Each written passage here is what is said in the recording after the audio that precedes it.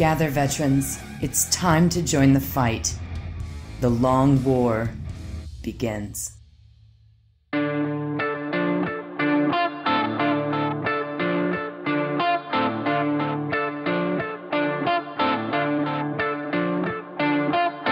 Yo, dog, Kenny Boucher here, The Long War. And I'm joined tonight by the only man that matters, the legendary Mike Haspil. What's up, brother?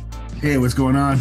Yeah, it is lonely today because there's a snowpocalypse on the East Coast. Yeah. I received a missive, not even a text or anything. It was sent by Raven, from Rob.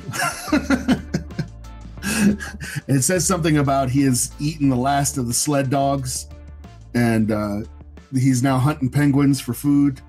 Something about the natives calling something the mirror of heaven and shouting tekelili, tekelili. So he's pretty much eaten by the Wendigo. That's what I think's happening. Whom the natives speak of in hushed whispers as Ithaqua. Poor Robbie B. Poor Robbie B. We hardly knew he's been eaten by a great old one of the cold.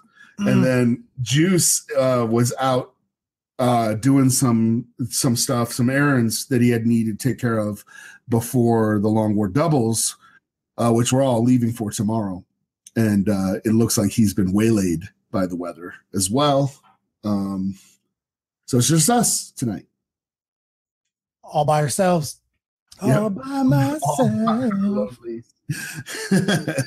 And of course, the group in the live chat, not to be missed at all. Yep. Our hardcore members of Project Mayhem coming in clutch. Yeah. Well, it's going to be a tough one. Like, as you said, we're all going to be meeting up this weekend for the Long War doubles, which I guess I'll just move it to the front of the show. You're probably tired of hearing us talk about it, but we're going to talk about it one more time. Psych, 2 more times, because we're going to talk about it afterwards. So that's Southern California. Haspil, Rob, Juice, myself will all be there. We're all traveling tomorrow. We'll be staying in the same Airbnb. We'll be at SoCal Games and Comics Friday for the social.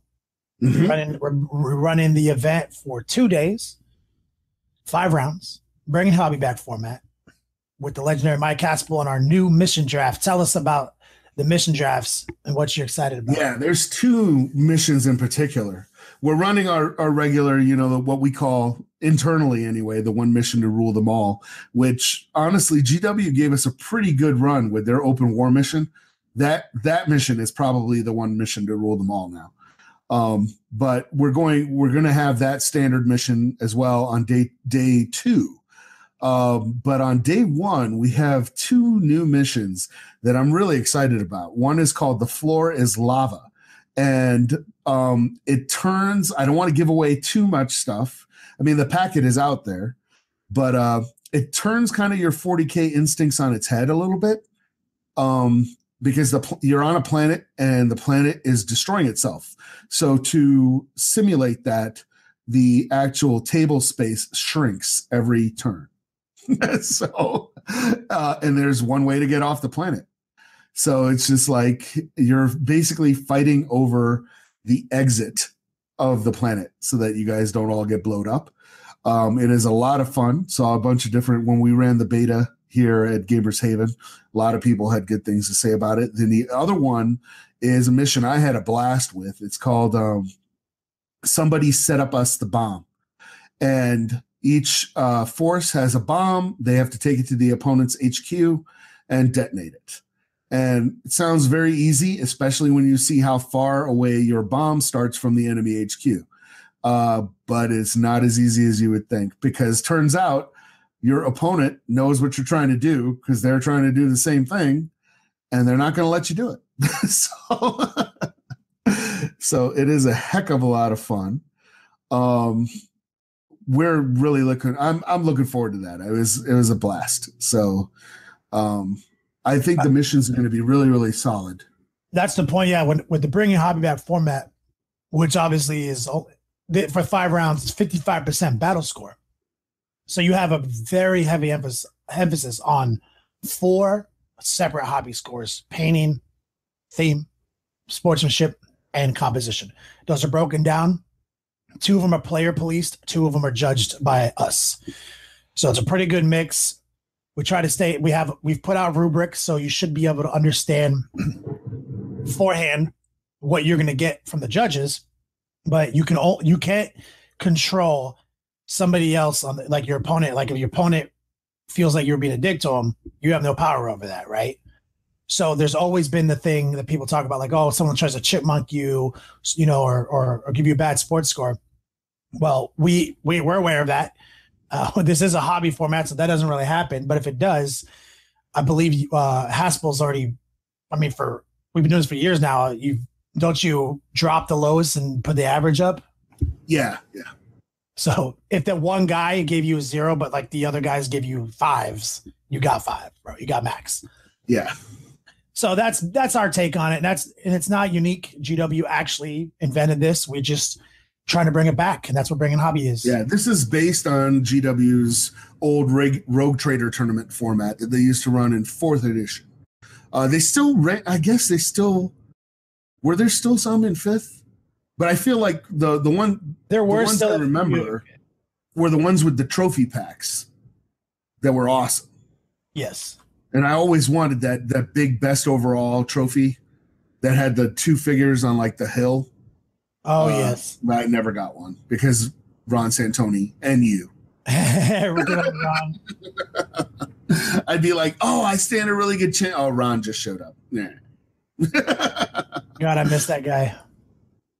Yo, yeah. So let's talk about that new Shadespire leak, bro. Like I heard that you had some insider track information on Warhammer Underworld or whatever it's called. Yeah, so we're going to call this a definite rumor, but probably if we were going to go with like percentages of how true a rumor is, this would be in the upper 90s. For Shadespire, the Skaven, which are I'm trying to remember what they're called. And of course, because I'm trying to think of it, it's gone. Spike Claw's Swarm. They come out in February. And there had been rumors about that before and everything like that. One of the things that I found interesting is that with Shadespire, we figured they'd just release the Skaven warband by themselves, so that you don't affect the meta too much. You get to introduce the Skaven. Everyone gets to figure out what their new cards are and everything. And one really cool thing about Shadespire is, of course, every new faction that comes out has universal cards that everybody can use. So it keeps the game kind of overall balanced. Well, I think GW has gone even further because in that same source that we got for saying that the Spyclaw Swarm is coming out, the Chosen Shields are also coming out. I couldn't even pronounce that. I don't even know what word that was. The Chosen Shields are coming out, which are the Duarden, the dwarves, the Fire Slayers. So they're going to be coming out, I think, simultaneously with the Skaven. So that keeps the Skaven from kind of coming out and dominating the meta if they are somewhat imba. If there's anything in there from the Fire Slayers that can stop or tone down the Slayers, the Skaven rather, then they'll come out at the same time. And of course, all the stuff that comes out with them, the card sleeves, the dice, all the for all the folks with the chips in their heads that are like, I need it all. And the really awesome thing about Shadespire is you can probably buy it all for less than $100 if you bought everything when it comes out. So each one, if they follow the pricing that came out before, will probably be $30 for each expansion. And then you got, card sleeves and some dice for your faction colors and everything, which of course you don't need, but you kind of do. If you're me and you have a chip in your head. I was be like, you kind of. I'm like, wait, they put out card sleeves? Are they? Well, obviously I need these.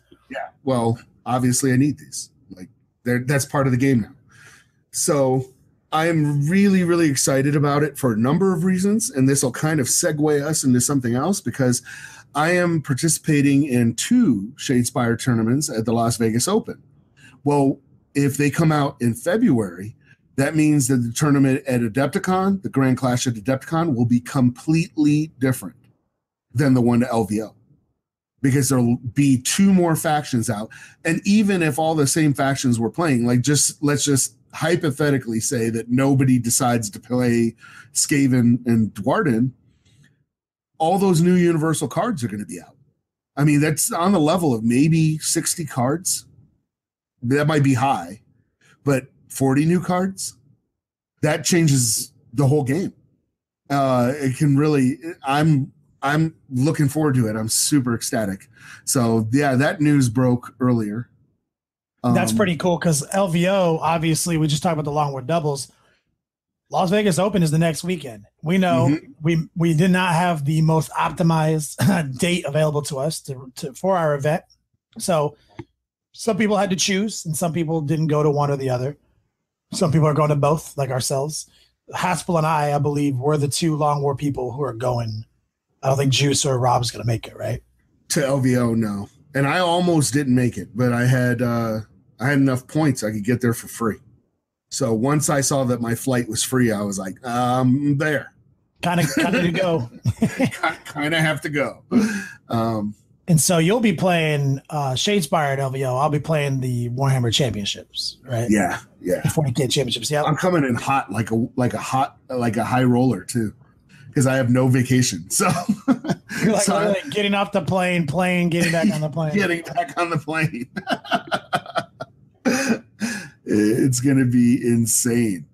So it'll be fun. I'm super stoked. Yeah. Obviously, we've been talking about the new demons that just dropped and what that means for the meta. We are still waiting anxiously for the demon FAQ because that's what GW does, right? And so they only just now got to like the Blood Angels FAQ and stuff. So that's true, because like the Dark Angels and who was the other guys that came out right at the end of the year? That was Blood Angels, right? Blood Angels, yeah. Yeah, they haven't. Yeah, there's been no Dark Angel FAQ yet. I'm curious as to what's going to happen if they're actually going to put out the FAQ themselves officially fast enough, or if the ITC Frontline Gaming are going to put their own FAQ into place beforehand, because there has been a lot of chit chat, a lot of chatter on the Facebooks, on the Singles from the Front Line from Reese and all his people over there. Basically, like we talked about earlier, without breaking in the NDAs, they're telling you hypothetically and anecdotally what they would do if they were coming to LVO with demons and what they would not be trying to do, which aka we're talking about Denizens of the Warp, the deep strike ability, and we're talking about making things like Mortarion and Magnus deep strike. So they're basically telling us don't get used to that for LVO. Yeah. So is GW going to put out an official FAQ before LVO, or is the ITC just going to have to put out their own? I'm going to put on my Grey Knight prognosticator hat and say that they are going to come out with one. And the reason I say that is because in the past, when LVO or Nova or Adepticon would happen, a lot of times we would be like, well, does GW even know that this is going on? Because they would have a release, like a big release, either the weekend after it or the weekend before, that would change a bunch of stuff, But this time, at least with this iteration, they definitely know about the LVO when it's happening. I believe some of their designers will be there, at least for the Grand Clash. They've at least been talking about it, and it's on the community page. I mean, they've been hyping it. You know what I mean? And they definitely know about Adepticon. If I were them, I would as well. I would say, we know what the 3 major entities are at this point. We know it's Adepticon is the premier shit right there. We've got LVO coming in with over 400 people for the singles championship. We've got Nova, largest 40K singles event in the world. Yeah, and I don't know how big Nova is these days, but I know they at least look insanely legitimate. Like when you see their swag is top notch, like this style, you know what I mean? So like they have established themselves equally as predominant as these other 2 agencies. So GW, I think, is going to line up their releases a little bit more tactically with these events and their FAQs, if I had to guess. So I think you're right. Yeah. Oh, and Bloodbeard. Obviously, I got to shout out my man Bloodbeard. Oh, yeah. He just made this epic trophy for the Long War doubles this weekend. It's ridiculous. It's up in the Discord right now. Anybody listening could at their leisure, just jump in the Long War Discord. He mentioned the ATCs, and the ATCs absolutely can't forget about the ATCs. It is got, they have literally insanity amount of people in that tournament for that weekend. Like they're in the triple digits, like the 300s as well as the American Team Championships. And I know GW has to be aware of that as well, but they haven't moved yet to that big convention feel yet. And I'm sure as soon as they do that, it's going to be the fourth flagship of these events. Yeah, definitely. Well, we've already seen them have significant impact on the game, because of armies that were run at ATC. Yep. That was the first major tournament in 8th edition was the ATCs. And right after that event, we learned Raven-winged flocks and Storm Ravens were a problem. And we had an epic immediately addressing those issues. So that was big news. So there's all that with the tournaments. I'll be running my chaos, obviously, and we talked about it. Normally I wouldn't go into detail here, but there's only 2 of us. And so I don't have Juice coming in and filling space for us. But my major concern with LVO is I always come and I always bring my shit. I always bring my style, right? And last year at LVO, I brought my Nurgle stuff and broke even, on the event, 3-3. It was really hard though. And this year I thought I was coming in a much better place with my Decimators, my Alpha Legion and everything. And then the Changeling lost his -1 hit bubble, which was what I needed that to protect me from other people's first turns, right? I was like, okay, that's fine, because now I have Denizens of the Warp, which I'll be able to spend 4 command points total, deep strike my Decimators, which is even better than -1 hit in the first turn for Alpha Strike protection. Doesn't help you later in the game, but at least there's that, right? And so my major concern now is that they're going to FAQ this. It's not going to work for my Decimators, which fine. That's the game I play. I bought these Decimators. I bought them because they were good. They're Forge World shenanigans. I know what I'm getting into. And so if I can't deep strike them and I don't have -1 to hit, probably my army lost 20% viability before inside of 1 week. Yeah, it's a big hit. So, it's still the army I'm bringing. I'm still going to do my best. Hey, I can still go first, maybe win some games. We'll do my best. All I got to do is win some games and roll some dice, meet some people. And just like we always say, if you guys are going to LVO that weekend, you see me and Haspil walking around, don't hesitate to walk up, say hi, take a selfie, get a drink. That is literally why we're there. We're there to hang out, be social, be a part of the community that we talk about so often here on the podcast. Yep. And I'm there to drink or attempt to finish that creme brulee shake at burger, Gordon Ramsay's burger. God, that shake is brutal. So good. It is brutal. It is like the best thing you've ever tasted in your life, and you can't finish it. You're just like, no. Your body just starts going into rejection. It's a liquid cake, bro. It's just like, no, I'm not doing it. So I'm looking forward to that, though. It's going to be fun. All day, every day. So I guess let's talk about it. Let's talk about them Custodes. All right. So Custodes are coming out, and I think I'm super excited about them. In fact, we had the whole conversation online because anybody who's listened to the podcast knows that I'm super salty over how Grey Knights have been treated in 8th edition. And the Custodes are ticking off a lot of boxes for me that the Grey Knights and Death Watch and other armies like that are really elite, hit all the specs. They are easy to paint, but you can make them look incredible if you want to put the time into them. But at the same time, if you just need 3 color minimum to make them look sharp, you can spray paint these guys. Like, they're easy to paint. They have limited units, so they're extremely elite. Small armies that you can easily transport.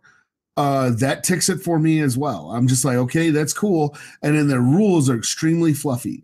So I was going to pick up the Codex anyway, because just the idea of the Custodes taking part in the greater 40K war is a big deal to the fluff. And we haven't really heard too much about that, but folks that want to read more about them, there's the book The Master of Mankind has some scenes in there that are unbelievable, and there's another Astartes that's fighting with them, and it's about this war in the webway underneath the Imperial Palace that is absolutely incredible, and that's why you don't see a whole lot of Custodes, but there are actually like 10,000 of them, which means that that's more than the Ultramarines, just to put it in perspective. So there's actually quite a bit of these guys. And this Astarte, I think he's a librarian. It's been a while since I read it. I'm trying to also not give spoilers, but when he sees the Custodes fight, he makes a comment like he has to think when he fights, whereas the Custodes just do. And he says something along the lines, or the implication is that the Custodes are unto Astartes as Astartes are unto mortals. So these guys are serious business, and we can start going into a little bit of what we know. Obviously, these models made their first appearance outside of Forge World, really, with the Burning of Prospero box set, and we've got some pretty killer stuff. They're coming out with 4 HQs, which if you guys dealt with, played Custodes before, they had kind of little mini decks along with like Sisters of Silence that was really just kind of just a data slate, really, that allowed you to field them as a force. But now they're coming out with 4 new HQs, and we've got the stats for the Shield Captain. He looks pretty beefy. He's got 6-inch move standard, for somebody in like Terminator armor. He's got 2 up for weapon skill, ballistic skill. What, he's got a 6-inch move in Terminator armor? What's that? Yeah, and most of them are like 5 inches. I think it's it's 5 inches for most of them. Yeah, so that's cool. So, and he has a 2-up save. They do have a rule that I will cover in more depth later, but they do have a rule that ups your invul save. That you kind of don't have to pay for. Like, you get a reward just for playing them the way they're meant to be played, which is pretty incredible. This guy has something called the Watcher's Axe, like Valoris, who is not the same as the Shield Captain. He's a different HQ. Valoris is the guy who has decided to take the Custodes out into the galaxy for a bigger fight. And this guy, his stats, we don't know his full stats, but some of his rules, he starts sounding like a Primarch. He has this weapon called the Watcher's Axe, and it gives him 5 strength 10 AP 3 attacks on the charge, and they deal D3 damage apiece. That's insane. You know what I mean? And on top of that, anybody within 6 inches of him reroll hit rolls and wound rolls of 1. So these are, we're starting to get into like Guilliman level powers. We don't know what he's definitely a mini Robbie G for sure. Oh yeah. And then he has this thing that's called the Moment Shackle. And this is from GW's community page. They've been posting, some previews of the rules and stuff. But this is incredible. It's a Moment Shackle. Once per battle, if Trajan Valoris is on the battlefield, you can do one of the following. Regain D3 wounds lost by Trajan Valoris during this phase. So you cannot do this during an attack or if Trajan Valoris is slain, obviously.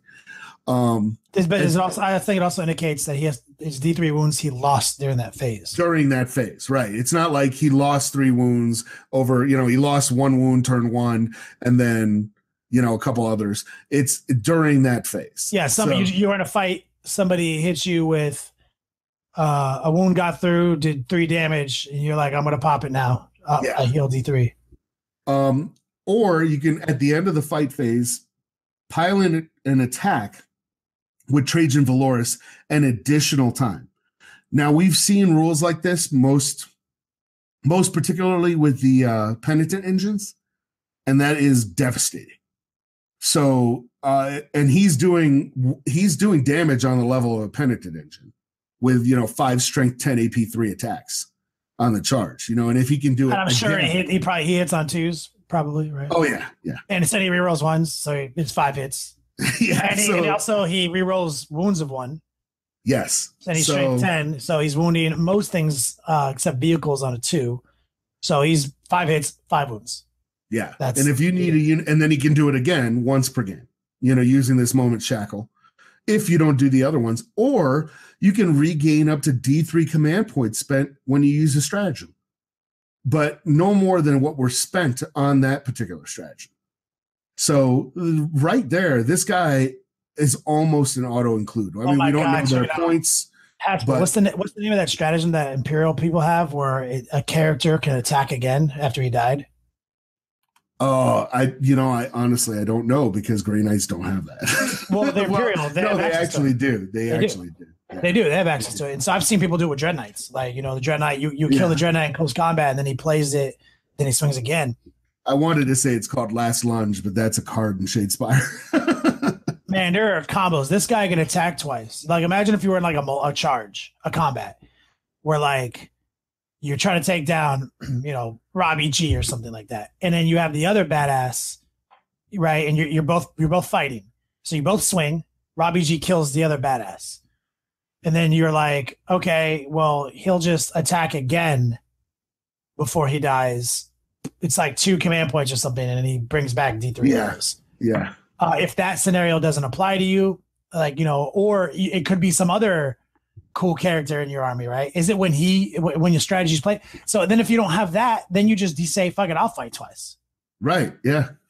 You know what I'm saying? So, there's like this guy, there's like a lot of fucking cool little, just from that one little set of rules, like there's a lot of ways to think about it.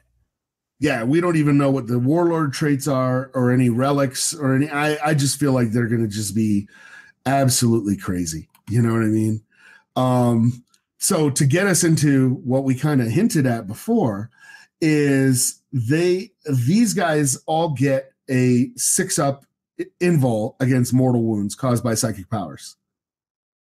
So I was just like, wow. You know what I mean? So they're starting to sound a lot like 5th edition paladins from the Grey Knights, which you've heard me talk about how the Matt Ward decks, the 5th edition Grey Knight book was like the high watermark of the Grey Knights. And it was also when everyone bandwagoned onto them, which I think diminished it a little bit. But yeah, this is some insane stuff coming out of here. So they have a 6-up against mortal wounds caused by psychic powers. And then they have something called the Aegis of the Emperor. And it's essentially an ability that gives them a 5-up invul save, right? And that ties into the 6-up save on mortal wounds caused by psychic powers. So the thing that gets me excited about this is really just crazy. If you play a pure Adeptus Custodes detachment, you get +1 to your invul save. But that rule that's their Battleforge thing. That's like any one of these new books that's come out and said, if you're all Legion, blah, blah, blah, you get the following. They're saying, I get +1. And that lines up with the old data slate they got when they first dropped. Because remember, it was like, if you have this many of them, it's +1 to your invulnerable save or something like that. So they're keeping that fluff in there. They have high toughness and wounds already. These guys they're going to be seriously mean. Now, keep in mind that the rule is called the Emperor's Chosen. It's only for infantry and biker units, so it's not going to help your dreadnoughts. It's not going to help your venerable land raider. But honestly, I don't think those things need them, But the interesting part of that rule is it says the invul save is improved by 1 to a maximum of 3 up. So there's still other stuff in this book that lets you, again, improve your invul save. So that could be really, really powerful. We don't know what that is yet. I mean, right out the gate, just saying we're 4-up and vulnerable. Right. They come with a 2-up, 4-up. Yeah. The rumor has it that they're around 40 points per model. But Grey Knight Terminators right now, if I'm not mistaken, are 43 points. So 43 with their bolter and their sword. And their standard, sword or halberd. So these guys may have to buy their weapons. We don't know, and they probably will have to pay for an option at least. But base, they're cheaper than a Grey Knight Terminator and infinitely better. So that's exciting. Yeah, right at the gate. And then they have the another ability called Sworn Guardians, and that's essentially your objective secured kind of rule. They just gave them a name for it, but it's essentially you can be there even if there are more enemy. If you're a troop, you hold the objective marker. Good old OBJ. We do have some news on 2 of the stratagems for these guys, and these are for your troops. For 1 command point, they have a thing called Piercing Strike. You select an Adeptus Custodes unit from your army to attack in the fight phase. Add 1 to wound rolls made for that unit's Guardian Spears until the end of the phase. That is one of my favorite stratagems. Everyone pretty much has one of those. They just call it, they give it a different name. It's such a good one. People overlook it all the time. It's not like +1 strength. +1 strength doesn't mean shit in this game. Right, because it's hard to wound on 2s, and you wound almost everything on a 5, right? This is +1 to the wound roll, which is like ridiculous. Like if you're going up against, I mean, it means way more powerful than way powerful. There are so many combos for it. Like I use the Chaos version of it called Veteran of the Long War. I use that one for my Obliterators shooting attacks. So you randomize the strength, and you're like, oh, I'm strength 8. I'm going to shoot this vehicle. And you're like, oh, I wound a vehicle on 3s. Psych, I wounded on 2s. Basically, that makes me strength 14. Yeah, it's a really impressive one. They have another stratagem called From Golden Light They Come. It's either 1 command point or 3 command points. For 1 command point, you can take an infantry, biker, or dreadnought unit and throw them into the teleportarium so they can deep strike. And for 3 command points, you can take 2 units and do the same thing. So Eldar got that one too. Yeah, it's okay. It's situational. That's an amazing one. That's fabulous. Like I think we need more deep strike stratagems in the game. That's a big problem I think with the Denizens of the Warp one we talked about earlier, is that they didn't give us a limit. They just said go deep, bro. The problem I see with this one, right? And I'm not positive that these guys, I'm like scanning real quick. I'm not sure if they have deep strike, like the basic troop guys. I would assume they do because it looks like they're in some form of Terminator armor, but what I don't like about this is the stratagem that I actually wish they had, but I wish it said that this can exceed, and maybe they'll FAQ it. This can exceed the half your army requirement, because if you're you know what I mean, like if your troops can deep strike anyway, and you're like, hey, I want that dreadnought to deep strike with them, but half your army's already deep striking in with such an elite force set like this, that might only be 2 units. You know what I mean? Because I mean, to break it down, we have 4 different HQs. We don't know how much they're going to cost. I'm sure that a Valoris guy is going to be upwards of 250. I'm just going to guess. Because I think Drago's like 240, and this guy will beat Drago into the ground, no sweat. So he's going to be upwards of 250.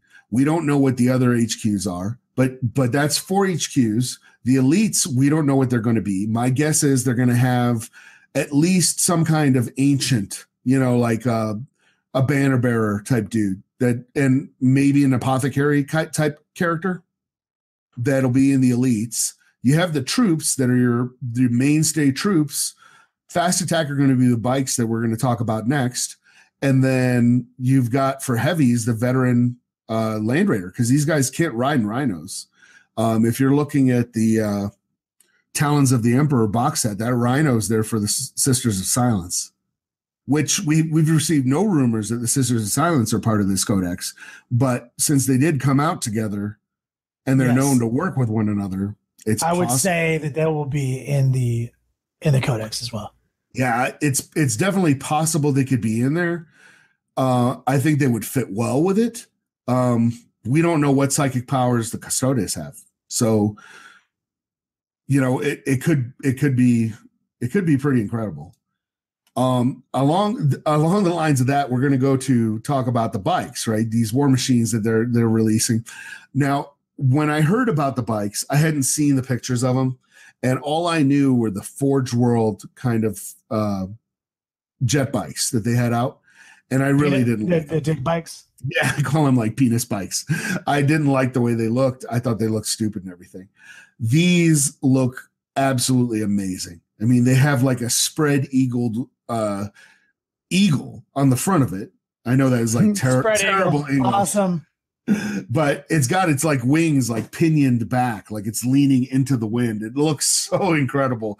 And they have these super long lances, which, and I'm ashamed to say this because the lances look really, really cool. But the very first thing I thought of when I saw it, I was like, it's going to be 5 minutes until I break one of those. Because they're really, really long. They remind me of the lances, like rule-wise, that that some of the like guard, the Steel Legion, you know, with their lancers and stuff, kind of had. But with the guard, those are one-use items, and I don't think the these Rough are, Rider lances. Yeah, these are not. These I think it's like on the charge they have a different stat than they do the rest. Yes, yeah, but they don't go away. So they can take what do you call those, hurricane bolters, or they can take missiles. And as soon as I saw the missiles, I was like, yeah, hurricane bolters are dead to me on these bikes. You have a Melta missile, 24-inch range, heavy 1, basically Melta, D6 damage. You get to re-roll failed wound rolls if the target is a vehicle. Or you have Flak Burst Missile, which is 24 inches, heavy D3. Wait, so the bike can have a hurricane bolter too? It can take a hurricane bolter if you don't take the missiles. Damn, but like a whole unit of hurricane bolters plus the +1 to wound roll? That's kind of sick. Yeah. It is kind of sick. That's kind of sick. I guess I'll be magnetizing those missiles. So they also have these things called Flak Burst Missiles, which is, you know, the infantry side of stuff, but it's not infantry, it's an anti-flyer kind of thing. You add 1 to all hit rolls made for this weapon against targets that can fly, but obviously it's like turning a flak gun on the ground against infantry. It's still strength 7, AP -1, D3 damage a piece. So yeah, no, I love them. I love the fact that they're jet bikes. Yeah, and they're jet bikes. So they move 14, and then if they advance, they don't roll for their advance. They just move a straight 6 inches. So 20-inch threat range. The most important thing here is you have fly keyword, which means when you leave combat, you can still shoot. Yes. They can get into a combat, shoot some. They can shoot their billion hurricane bolter shots on the left, right? Like Kansas City Shuffle, right? Yeah. +1 to wound. Then they can assault on the right, get into this combat, kill some dudes, be sucked into a combat, leave the combat because they're fly and just do whatever, and then shoot again. And then it's like, oh, well, you thought your Storm Raven was safe because my shooting's not that great. I can assault you. You know what I mean? Yeah, let me put it this way too. Let me tell you what a whole unit of hurricane bolters does to a toughness 7 vehicle. You say, oh, I wound you on 5s. Nah, I wound you on 4s because I'm going to play that stratagem. That's essentially, they're all strength. That's like saying that everything is strength 7 missiles now. Yeah. You see what I'm saying? So you're basically saying if I have 60 shots to wound on 5s, they now wound on 4s. I'm basically shooting you with 60 shots that are strength 7. Yeah. So it's such a multiplier. So good. It is ruinous. The Interceptor Lance is okay. I wish it was a little bit stronger. It's just strength +1. We're going to assume they're going to have maybe strength 5 on the bikes. So it'll be a strength 6, AP -3, D3 damage. And then if you can re-roll failed wound rolls for the weapon if you made a successful charge, which I feel like you're going to make successful charges with these guys. I mean, the board's only so big. If you can move 20 inches the first turn, you deploy within 12 on the shortest deployment. You know what I mean? You're well into that guy's deployment zone, like turn 1. So you're going to get successful charges off. They have a couple of stratagems. One of them is 3 command points, stooping dive. You use it at the end of the opponent's charge phase. Right. And then you choose your biker unit that is within 12 of an enemy unit. And then you can charge as if it were your charge phase and your opponent's charge phase. That's really, really powerful. If the charge is successful, you fight before all the other units, even before other charging units. Oh wow, that's unique. So is the +1 to wound stratagem mentioned? It's for the guardian spears. You can't do it for shooting. Yeah, I think it was just for Is there another Imperium stratagem that's +1 to wound roll? God, I need one. I don't know. is there a keyword Astartes? No, it's basically, it's not a stratagem. It's if you're within 6 inches of Valoris, you get to reroll hit rolls and wound rolls of 1. Oh, I was talking about the one that gives you +1 to your wound roll. The stratagem we mentioned. The stratagem that gives you +1 to the wound roll, so that way you wound on a better number. It apparently it's for the guardian spears. No, so yes, that's for the guardian. That was piercing strike. That's for just the guardian spears. Who gets guarded?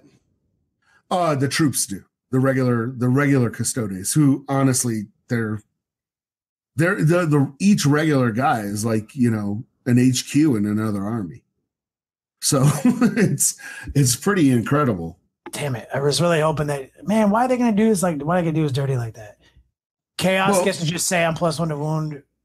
Well, here's what I would do, right? Is you keep Valoris in reserves, you move your jet bikes up.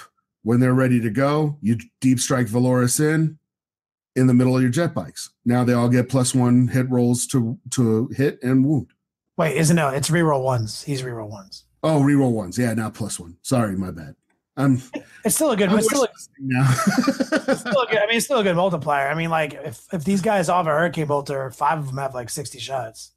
Yeah. So I mean, that's pretty nasty. And if you reroll ones, and that's why I don't like talking to you, man, because I was 100% like, I'm going to model these guys with missiles. And now you're like hurricane bolters. And I'm like, now I have to magnetize all this. It's it's a different game than we used to play, because since before you would have been like, oh, I'm strength 4, I can't wound a vehicle. You're like, no, you wound everything on 5s now, basically. Yeah. Like, so you're like, no, this is pretty good. Does like, it does a substantial amount of wounds to things, and it clears infantry out pretty hard. But I mean, I can see, I think the jet bikes are multi-rolled. Like they have these 3 weapon choices, right? So they're clearly the fast-moving guns of the army. Oh yeah. And the spears are for the bikers. You know what I mean? They're not part of the bike. So I don't know. I have to look at everything they can take. But I feel like I'm going to model them with those spears, except I will be sure to magnetize those, because if you look at the picture, these spears are lengthy. They look about the length of the bike itself, which is really, really cool. And it kind of mimics like a heavy cavalry charge. That's why it kind of got my dander up when I saw it, because I was like, love me some heavy cavalry. So it kind of scratches that itch. They also have another stratagem, to get back to their stratagems real quick. They have a stratagem that is one command point. It's called Network Machine Spirits. And you use it in the shooting phase. You choose a venerable land raider from your army, and one other friendly venerable land raider within 6 inches of that model, and none of the chosen models suffer any penalties to hit rolls until the end of their phase. And that's okay. That's why it's like 1 CP. You do have to take 2 land raiders. Yeah, so you're into it for a lot of fucking points. That's 800 points, or roughly close to it. You know what I mean? That's a lot, especially since tourneys now. I meant to mention this, remember how you were talking about 1,500 points? I've seen a lot of tourneys now are going to 1,750 instead of 2,000. Yep, I agree. Yeah, as much as I want to play a 2,000-point game, the problem is time. Tournaments just can't justify 3 hours per round. Yeah. And so they all want to stay in the 2-hour range. And so even though 8th edition does play faster on the surface, that doesn't mean it doesn't play faster enough that we should go up to 2,000 points. Because now we're experiencing the same problems. So if you want to get all your turns in, you need to go down in points with a faster game. So I'm thinking, 1750, that's a great medium. I play all the tournaments I play here at 1,500, and we love it. We think it's a very competitive game. I'm down to do 1750 all day. Yeah, 1750 is cool. I don't think it's definitely not small. But but when you're considering that some of these tourneys are not going to be using 2,000 points anymore, you're spending 800 points on 2 Land Raiders. And as much as I love the Land Raider, man, it has its battlefield role, and it is limited in what it does. So you're now looking at, the HQs, we're talking 250. I'm guessing, you know what I mean? Valoris might be well into the 300s. So you're left with, 15 guys, 20 guys, 25 guys. That's not good because we know 2-up saves suck. So it's just like people just don't care about 2-up saves. 2-up saves don't mean what they used to mean. Now the invols are important, but I feel like these guys, again, we don't really know all their stats and everything like that. But even with 2 wounds apiece, they're going to go down. If you're just counting on the 2-up save. So I don't feel like running 15 boots on the ground in HQ and 2 Land Raiders. I don't know. It could be viable, but we don't know how much the bikes are going to cost either. For me, I think I would. Yeah, they're gonna be brutal. Like those interceptors, the Primaris dudes who are jump pack dudes with the super assault pistols. Yes, yeah. I love everything about their rules. It's the points that are the problem. Yeah, they're expensive, man. They're insane expensive. There's no competitive pointing there at all. These jet bikes are going to be they're going to be crazy, but I feel like I would rather take another squad of these bikes than the Land Raider. At least. God. I mean, Land Raiders are good in 8th edition. I've seen some amazing shit going on with Land Raiders, but you're definitely not taking 2. Yeah, I would be hard pressed. I would be hard pressed to find. Now watch, like 2 weeks from now, we're looking at the decks. We're going to be like, you got to take 2 Land Raiders. Like they just made it mandatory. But yeah, so we have one more command point, which is it's a favorite stratagem of mine. I really like it. It's Wisdom of the Ancients. It's a stratagem. You can use it at the start of any phase. You select 1 dreadnought from your army, and until the end of the phase, you can reroll hit rolls of 1 for friendly Adeptus Custodes units within 6 inches of it. So it lets you create another bubble, Yeah, and Space Marines have a similar one to that too. And I've seen my friend Alan do it all the time. Like you have your little formation, and then as you start moving and taking objectives, it's like, surprise, bitch, I still got rerolls for my plasmas. Yeah. And these guys look amazing. I think GW is going to get my money on these. I think because it is such a small army, it is elite. It's easy to transport, it'll hit really hard, at least for now, until 9th edition drops. And then you guys will hear me get salty about how Custodes used to be good. But yeah, I think they're going to scratch my Grey Knight itch for a little bit. So I think GW is going to get my money on these guys. I was actually considering like bringing them to Tacticon or Genghis Khan, which is in February, and trying to, assemble them and paint them in a weekend. I think I could do it, but it would be, 3-color minimum. But that's the thing is GW knows their way around armies like this. With 3-color minimum, these Custodes would look amazing. Just being painted gold with some red, GW has always been smart about that. They always know when they put out like I said, like not every army is easy to paint, right? Like Eldar and stuff like that. They're pretty complex, but they clearly know their market. Like, hey, we need to put out an army with new exciting models. It's got to be an easy paint job that anyone can do. Grey Knights, Necrons, Custodes, that kind of stuff. So they know their business, and you're going to see a lot of people scrambling to get these new models and paint them up. Yeah, and we're seeing, we know that the Contemptor kit is out there, that one like static looking Contemptor. There's rumors out there that we may be getting a multi-part Contemptor with the Custodes, that let you have different weapon options and different. So, it was basically that somebody spotted a Contemptor at Open Day that looked different than the Kit Bash, but looked also different than the Forge World version. So it could be a Kit Bash. It could be, but it definitely looked different than the kind of static, easy to build version. And that lines up too with what they've been doing.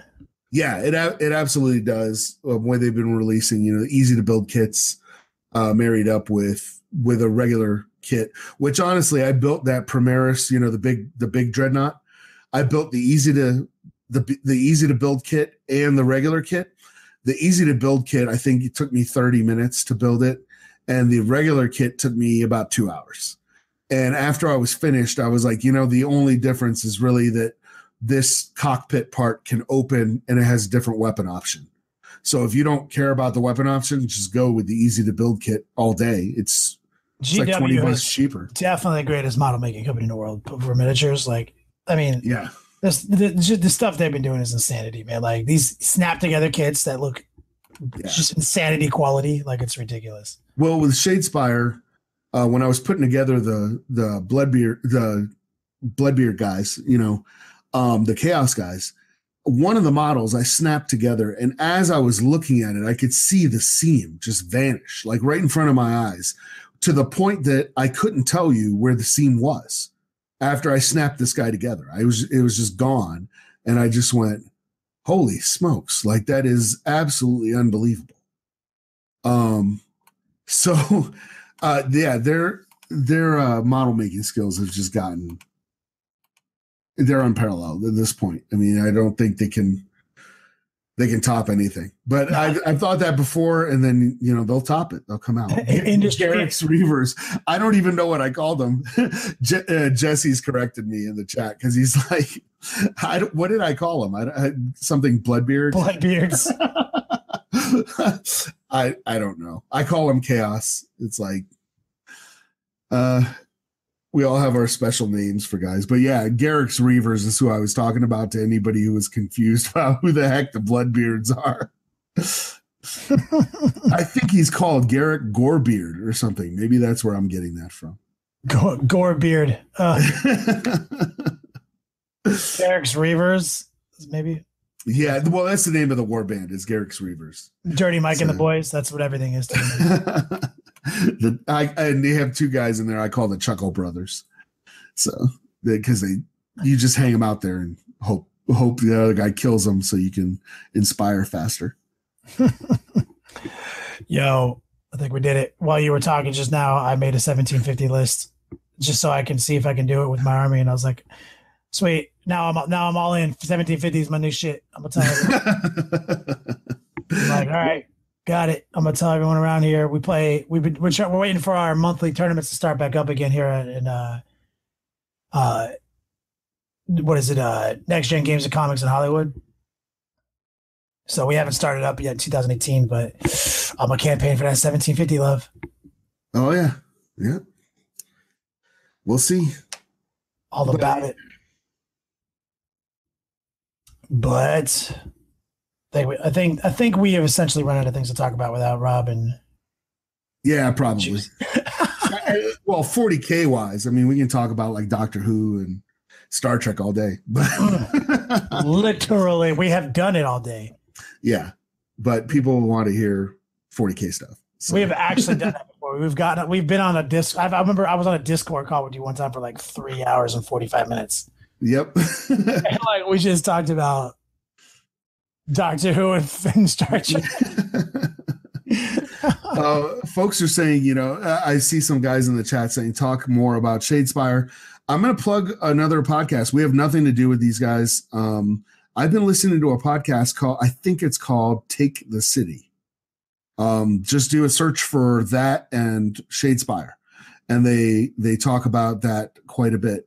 I wish I could talk about AOS a little more, and this is sad because I do like the game and I have a Stormcast Eternal army, but honestly, I knew I needed to finish those guys before 8th edition dropped, and I didn't.